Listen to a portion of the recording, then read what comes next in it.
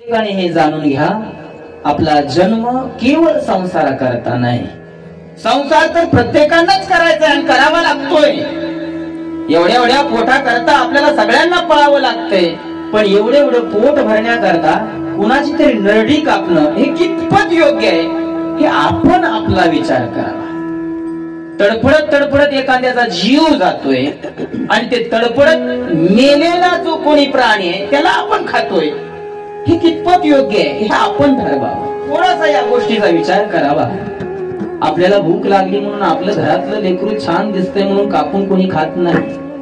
आपल्याला भूक लागली म्हणून आपला हात तोडला शिजवला खाल्ला असं होत नाही.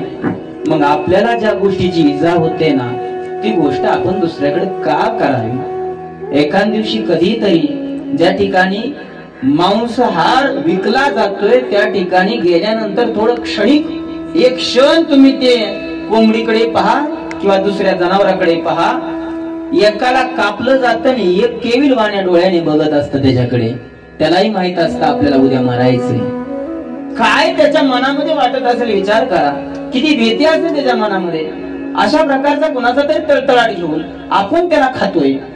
आपण मनुष्य आहे का? मनुष्य बाना. आपण एवढं जनावरांच्या पुढे राक्षसाच्या पुढे आपण वागावं हे कितपत योग्य आहे हे प्रत्येकाने विचार करा. मला कुणालाही काही बोलायचं नाही, माळ घालण्यालाही आग्रह करायचा नाही.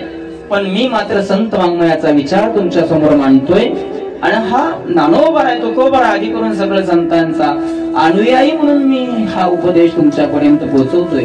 एरवी पाहिलं तर मी तुमचं बालक आहे, मला काही तुम्हाला सांगण्याचा अधिकार नाही. परंतु गळ्यामध्ये माळ ही असली पाहिजे. इतरांचा जीव घेऊन आपण जगणं हे कधीच योग्य नाही आणि हे कधीच देवाला आवडणार नाही. देवाला लागतं हे विधानच मी आजपर्यंत कुठं वाचलं नाही किंवा कुठे तशा प्रकारचं पाहिलं नाही. हे कुठून क्रम आला हेच कळना गेलं. हा क्रम बदलावा म्हणून साधू संतांनी ती श्रीफळाची पद्धत सुरू केली. नारळ फोडणं जे आहे ते नारळाचा एक प्रकारचा त्या ठिकाणी देवाला बळी देणं हे लोकांना रुडवलं गेलं. कशा करता? कारण लोकांनी ते बंद करावं आणि श्रीफळ सुरू केलं. ते नारळ फोडणं म्हणजे देवाला नारळ का फोडायचा याच्याकरता सुरू केला नारळ. आजपर्यंत आम्हाला माहितच नाही, लहानपणापासून आतापर्यंत नारळ फोडतोय पण का फोडायचं कळतच नाही लोकांना. हे साधू संतांनी सुरू केलं. निदान लोकांनी हे मारू नये, हत्या करू नये याच्याकरता हे श्रीफळ फोडण्याचं सुरू केलं. पण लोक म्हणतात देव नाही श्रीफळावं मानून घे. पुढचा क्रम सुरू केला. मला सांगा आतापर्यंत ज्यांनी ज्यांनी आपलं संसार चांगला व्हावा म्हणून ह्या कृती केल्या. 4 पायाचं कापलं, 2 पायाचं कापलं, अंक तंक जे असेल ते असेल.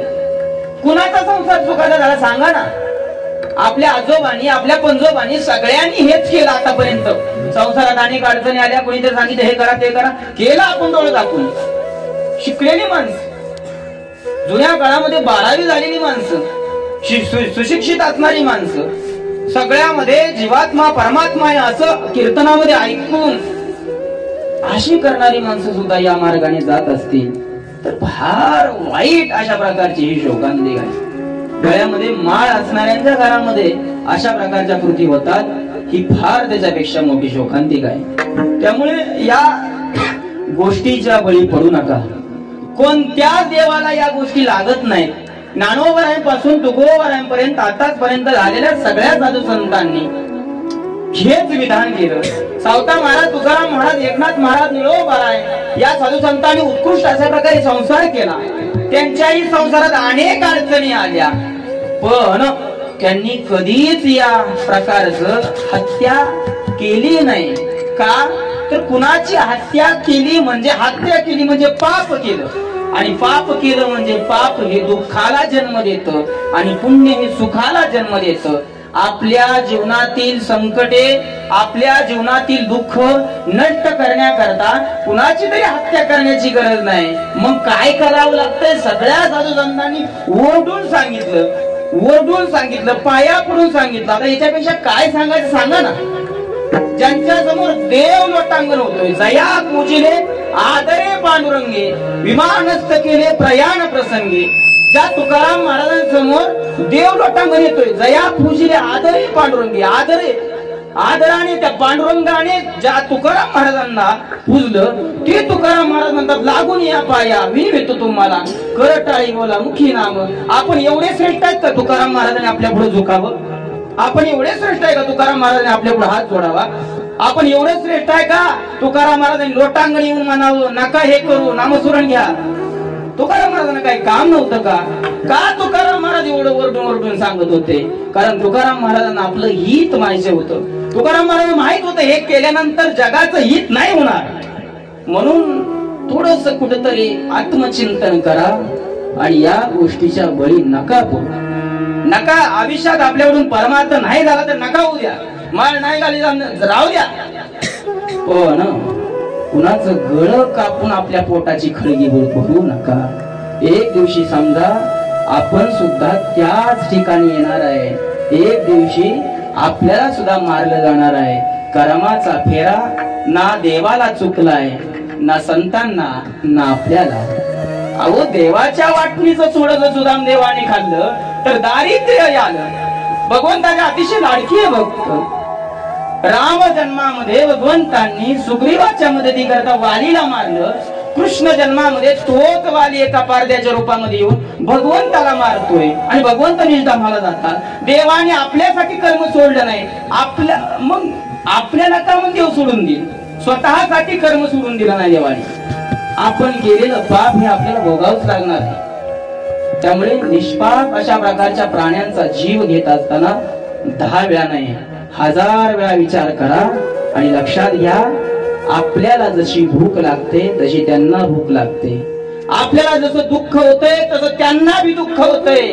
आपल्या पायाला साधा काटा बुडला, सहज रानामध्ये चालता चालता पायामध्ये खंतीसनी काटा बुडला, पायात चप्पल नाही, आर पार काटावर येतोय, काळजात एकदम आपल्याला वेदना होतात, 4-4 दिवस झोप लागत नाही, ठणका लागतोय, आपल्याला काटा बुडला तर एवढे वेदना होतात, आपण कापतोय हो. एखाद्या काय वेदना होतात ते आणि त्याची तळतळाट त्याचं शाप आपलं संसार कसा सुखाचा करेल. ज्ञानोबा आहे हरिपाठातून जगाला सांगतात ज्ञानदेव म्हणे हरी जप करणे तुटेल धरणे प्रपंचाचे. इथं कुठं ज्ञानोबराने विधान केलं नाही जागरण गोंधळ करा कापा कापी करा मग तुटेल धरणे प्रपंचाचे. वारकरी संप्रदायाचा मूळ स्थान वारकरी संप्रदायाचे मूळ पाय असणारे ज्ञानोबा आहे आणि वारकरी संप्रदायाचे कलश असणारे तुकोबा आहे. त्या सगळ्या साधू संतांनी एकच सांगितलं तुम्ही भगवंताचं नाम घ्या.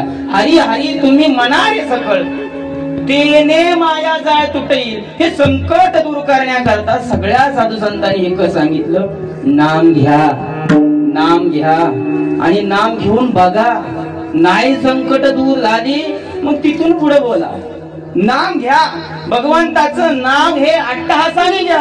कसं का होईना स्वार्था करता का होईना भले आपण जिज्ञासू मुक्त बघतात नाही बसलो आर्त बघता अर्थार्थी बघता कशा करता का होईना पण देवाचं नाव घ्या. देवाचं नाव घेतलंच पाहिजे. काय देवा आमचं अंक काम कर म्हणून का होईना पण देवाचं नाव घ्या. स्वार्थासाठी का होईना पण देवाचं नाव घ्या. देव धावून आल्याशिवाय राहणार नाही. देव सुरुवातीला परीक्षा घेईल. आपण त्या परीक्षेत उत्तीर्ण झालो ना तर मानसिक समाधान आपल्याला एवढं लाभतं जीवनामध्ये काहीच कमी पडत नाही. हा अनुभव घ्या. हे सांगण्याची गोष्ट नाही. भगवंताचं नामचिंतन घ्या. बाकी आपल्याला काहीच करायची गरज नाही. सांगण्यात एवढं तात्पर्य आहे भक्त बनावं माणसाने. आयुष्यामध्ये येऊन नाही काय बनलं तरी भक्त बनावं. यापूर्वीही मी एक वाक्य बोललो आपण आयुष्यामध्ये येऊन राक्षसासारखं जगू नये पशु पक्ष्यासारखं जगू नये माणसासारखं जगावं. आपण माणसासारखं जगलो तर आपण मेल्यानंतर माणसं आपली देव म्हणून पूजा करतात. देव म्हणून याच्याकरता माणसासारखं जगा आणि माणसं जे खातात जे करतात तशा प्रकारचं